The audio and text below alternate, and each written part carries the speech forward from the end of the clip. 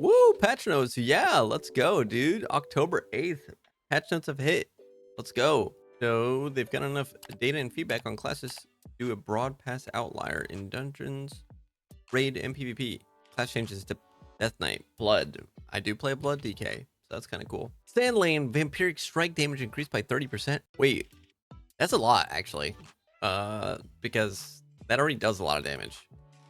Okay. Infliction of Sorrow now deals 20% of the remaining disease damage to enemies when extended duration. It was 50. Infliction of Sorrow now deals 130% of the remaining disease damage to enemies when it consumes it. That's a lot of like passive stuff going on here. Visceral Strength now grants 12% strength. 12 seconds was 8% for 8 seconds. What? Okay. Thanks. That's kind of nuts. Frenzied Blood Burst now increases the damage of Death Strike by 6% per stack. Was 5%. So that's 1%, but per stack as well. I think they can stack up to like 3 times 5 stacks. Yeah, so it's like 5% buff. I thought it was like 3, but that's cool though. Blood DKs and lane, which is already what we use already. Most Blood DKs only use that, but buffed. Demon Hunter Havoc. That's what Abby plays. Aldrachi Reaver, wounded quarry damage increased by 100%. Warblade's hunger damage increased by 100%. Reaver Slave damage increased by 15%. Wait, no, you don't play Aldrachi, right, babe? No, you don't. But 100%, 100%, 15%. What? People are gonna be playing Aldrachi for sure. Vengeance, Mastery, Fellblood effectiveness increased by 20%. Added souls healing per soul increased to 7% of the recent damage. 6%, and Soul Barrier has absorbed value increased by 50%. Damn. I mean, that's a big shield. Soul Barrier. I'm assuming it's a shield. And absorb value per soul increased by 100%, by the way. Damn, dude. They upgraded Vengeance hardcore there for tanking. I don't want to see some builds on it to see the difference. I mean, try it out. Eldrachi could be cool. I don't know, like really what the difference is between Eldrachi and the other one. Gotta try it out. That's the whole point of like 2 different classes or hero talents. Barrel Wad Striker, chance to Blood Seeker binds to grow on a single target is unchanged, but slightly increased when Rip and Rake are on multiple targets. Bursting growth damage increased by 10%. They were like, Feral's alright. All healing increased by 5%. Does not affect PvP. Scenario Ward increased by 40%. Damn, flat 5% buff is kind of insane, by the way. That's awesome. Augmentation Blistering Scales grants allies 20% of your armor was 30%. Oh, augmentation got nerfed. Devastation, Flame Shaper, consume flame damage increased by 25%. Engulf damage reduced by 20% in PvP. Wow. Engulf healing increased by 20%. Consume flame healing reduced by 50%. Damn! Preservation getting the works out here. Holy. That's crazy, dude. Evoker's out here just getting rolled. Low key. No matter what spec you play, you're getting some type of nerf except devastation. To be honest, they got a buff. Interesting. What's your Beast Mastery? Basilisk Collar damage per damage over the time effect reduced to 2 to 4 was 5 to 10%. Damn! Kill command damage increased by 18%. Oh, that's nice. All damage dealt by you and your pet's abilities increased by 8%. What? Damn, dude. Beast Mastery Couch is like, damn, I wish I didn't get those coins. And you know, I wish I kept playing my Beast Mastery Hunter. Survival, Nurbar Palace 2 set bonus now increases Wildfire Bomb by 8%, 3% buff. 4 set now increases Raptor Strike, Mongoose Bite by 20% on targets affected by Wildfire Bomb. 10% buff. Damn, Survival getting buffs too. I feel like it's ass either way. I mean, it's just numbers that they're changing, right? So it's still gonna feel the same no matter what. It's just gonna be more damage, pretty much. With the majority of all of these things, they did not do any overhauls.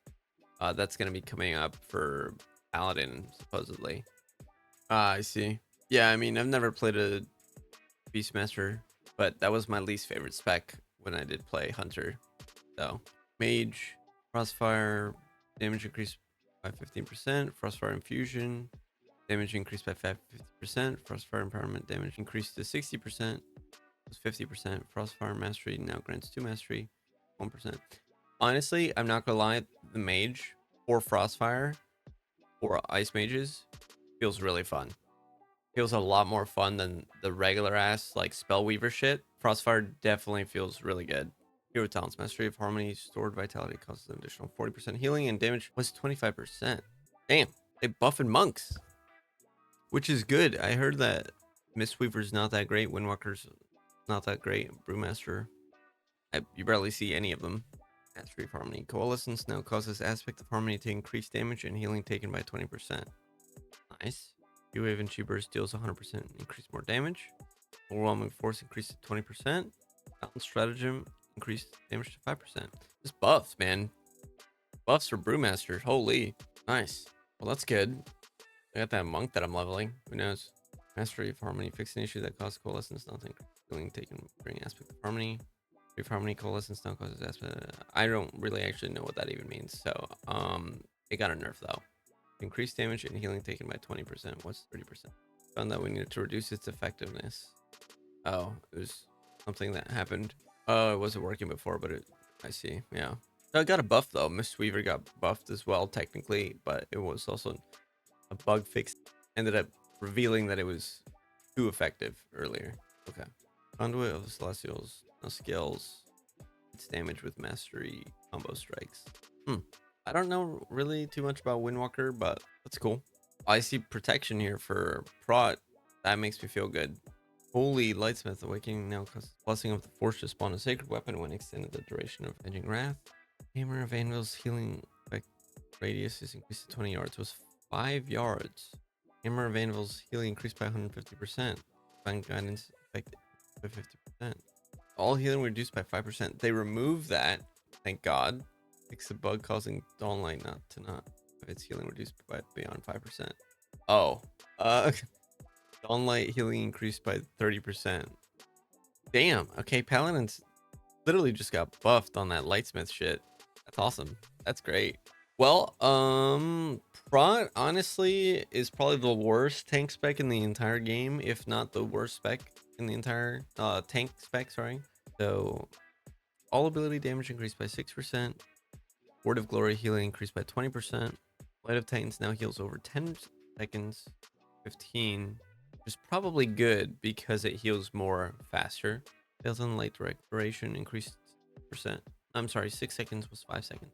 Buff to Lightsmith, sacred weapon damage and healing increased by 3%. The Templar thing, yeah, that's what I heard was really popular right now for Ret. Like Cold was talking about that last night. So Lightsmith protection, which is I'm pretty sure what you roll on Prot right now for Pallies, is getting a huge buff, dude. Blessed Assurance increases the damage of your next Crusader Strike. Hammer of the Righteous. Blessed by Hammer by 200%. On guidance and damage healing increased by 50%. Hammer and Anvil damage increased by 40%. Fucking damn, dude. It was a 1% buff. You can buff your weapon as a prop paladin. That's cool that they did it 2%. Yeah, I know. Huge buffs for sure. Prot hopefully gets played a lot more because that'd be cool. Red, Break the Heavens lasts for 10 seconds. Buff, Sanctification duration increased to 12 seconds. Buff. They're just buffing Templar. They just want more diversity in builds, I believe. Like, you know? Yeah, rep buff. Well, people are using the other one. Final Reckoning now increases the damage of Hammer of Light by 30%. Double buff.